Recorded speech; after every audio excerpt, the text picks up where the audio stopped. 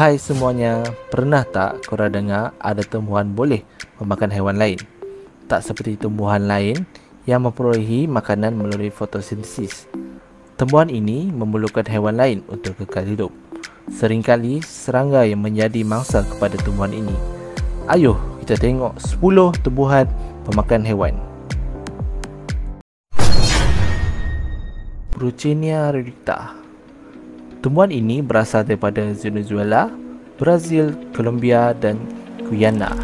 Spesies tumbuhan ini mempunyai bentuk yang boleh menyimpan tekungan air dengan daunnya yang berlapis.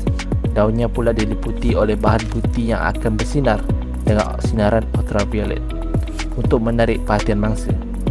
Tekungan air di dalam daunnya juga mengeluarkan bau wangi kepada mangsa dan akan melemaskan mereka.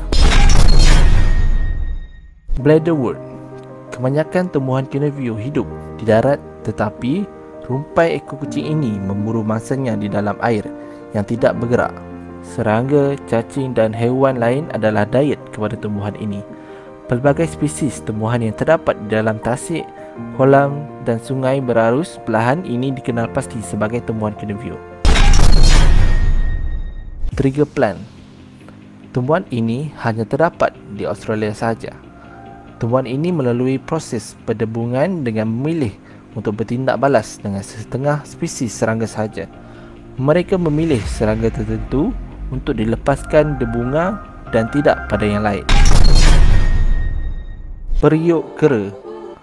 Walaupun periuk kera tropika ini tidak bergerak seperti tumbuhan Cynevio yang lain, tetapi kaedah yang digunakan untuk memburu adalah sangat bijak. Tumbuhan ini mempunyai kendi yang panjang dan dipenuhi cecair yang akan memikat serangga untuk masuk meminumnya. Apa yang terjadi ialah mereka akan masuk ke dalam perangkap maut dan menjadi makanan tumbuhan ini. Sandu. Pokok ini adalah spesies yang menjadi bualan bagi peminat rumah hijau. Spesies sandu ini juga merupakan antara tumbuhan paling bahaya bagi serangga yang hinggap padanya. Tumbuhan gebu ini sangat menarik perhatian serangga dan juga memerangkap mereka dengan begitu pantas.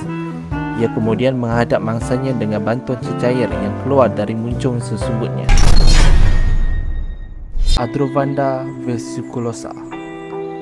Tumbuhan ini juga dikenali sebagai tumbuhan kincir air dan melakukan aktiviti memburu mangsanya di dalam air. Tumbuhan ini mendapat gelarannya kerana berbentuk daun yang bersambung dengan batang stem, utamanya seakan bentuk kincir air. Walaupun rupa yang unik, tumbuhan di dalam air ini menjadikan serangga dan haiwan kecil sebagai dietnya. Ia memerangkap mangsanya menggunakan alat yang kelihatan seakan sumber makanan bagi haiwan kecil itu. Tumbuhan ini banyak tersebar di seluruh dunia termasuk Afrika, Eropah, Asia dan Australia. Venus flytrap. Venus flytrap mungkin merupakan tumbuhan Cynevio paling terkenal di dunia. Kombinasi di antara cecair likat dan daun seakan mulut bergigi tajam ini adalah mekanisme hebat untuk menangkap mangsanya. Bukan sahaja serangga, malah tumbuhan ini juga memerangkap mangsa yang lebih besar seperti katak kecil. Tumbuhan ini berasal daripada utara dan selatan Carolina. Sarracenia. Sarracenia ialah tanaman buas Cynevio yang berasal daripada Amerika Selatan. Tumbuhan pemakan serangga ini boleh hidup dalam 2 musim dan tumbuh di kawasan bersebelahan dengan pantai. Ia tumbuh di kawasan dengan suhu panas hingga sedana dan tipikal untuk sirena. Memulakan musim sejuk dan musim panas untuk kelangsungan hidupnya, walaupun ada yang tinggal di kawasan pegunungan. Darlingtonia california. Tumbuhan ini merupakan tumbuhan purba yang populasinya jarang ditemui. Tumbuhan ini hanya tumbuh di kawasan California dan Oregon, Amerika Syarikat.